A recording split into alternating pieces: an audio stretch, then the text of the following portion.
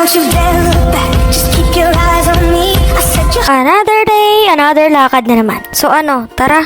Madami-dami na naman tayong gagawing role ngayong araw. Kailangan ko nang magmadali at malapit na daw yung susundo sa akin. At magde-deploy pa ako ng tao. Magpapa-toolbox pa ako. Medyo busy nga din ako ngayong araw at aasikasuhin ko yung mga materials namin dahil magbabakasyon na. Dahil okay na nga na naman, dala-dala na naman natin ang ating baon.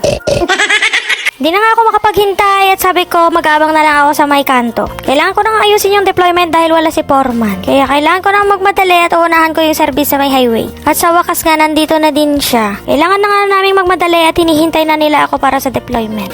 Nakarating na nga din kami dito sa site at ayun na nga hinihintay na nila ako. Tama ang hinala ko, abangers na sila.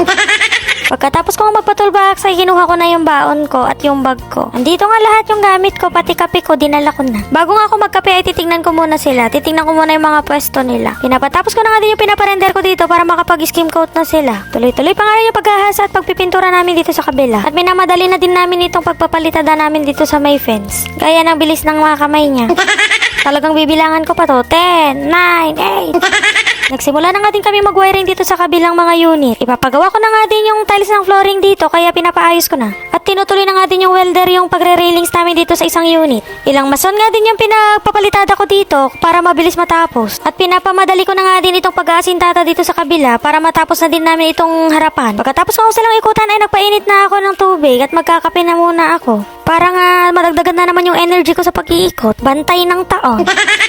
At ayun na, pwede na magkape. Dala-dala ko nga din yung tinapay ko. Tinapay ko pa yata to last week. Wala pa naman amag, kaya pwede pa to kainin. At talagang expired na to kapag sumakit yung tiyan ko. Black coffee nga din yung kape ko. Mas maitim pa at mas matapang sa'yo. Kapeng barako. Pagkatapos ko nga magkape ay nag-CR muna ako. Ayun na nga, naiihi ko din yung kinape ko. Flinash ko na nga lang din lahat ng sama ng loob ko para makapag-ikot na naman ako ulit. Pagbalik ko nga ay wow, ang sipag. Pinatawag ko nga muna lahat at aalis ako at may pipikapin akong materyales. Sabi ko sa kanila, aalis ang bantay. Sila muna magbantay sa mga sarili nila.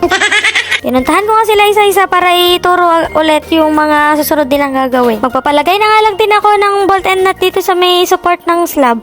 At ayun na nga, marami na din silang napalitadahan. Sabi ko nga sa kanila, baka diretso na din ako uwi mamaya.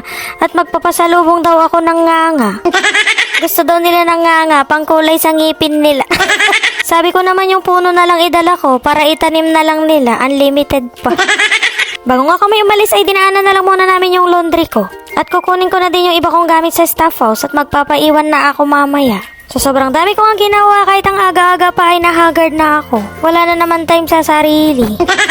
At dahil nga tanghali na ay bago kami bumiyahe, bumili na lang muna ako ng pagkain namin. At sa biyahe na lang kami kakain ng driver. Yung budget nila lang din yung binili ko at yun na nga, masarap din naman. Pero pagkatapos mong kumain, lilipad ka na. Nagpagasolina nga lang din muna kami bago kami umalis para dire-diretso yung biyahe namin at hahabulin namin yung open ng warehouse. Hanggang alas 3 na lang din daw yung pick up sa may warehouse kaya sabi ko papaliparin na namin tong sasakyan. Nakarating na nga din kami dito sa warehouse nila at ayun na nga, ang dami palang tubo dito. Marami nga daw tubo pero bawal daw mag-free taste. Pumunta nga lang din muna ako dito sa may opisina nila at kukunin ko yung mga papel para sa pick up namin. Nagsimula na nga din namin ipakarga yung PVC door namin para kapag naikabit namin sa mga CR namin sa site, pwede nang tumae. Ipinasabay na nga din namin itong tubo ng ibang site namin at idadaan namin mamaya. Singilin ko na lang pamasahe nila, 13 isa parang sa jeep.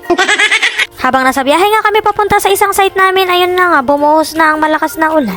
Baka abutin pa kami ng baha dito, flood control. Parating na nga din kami dito sa isang site namin at i-drop na lang namin itong materyales nila. Pagkatapos na namin ibabay yung materyales nila at makipag-chismisan, chismoso yarn, ay umuwi na din kami at ayun na nga, namumula na. Yun lang, bye!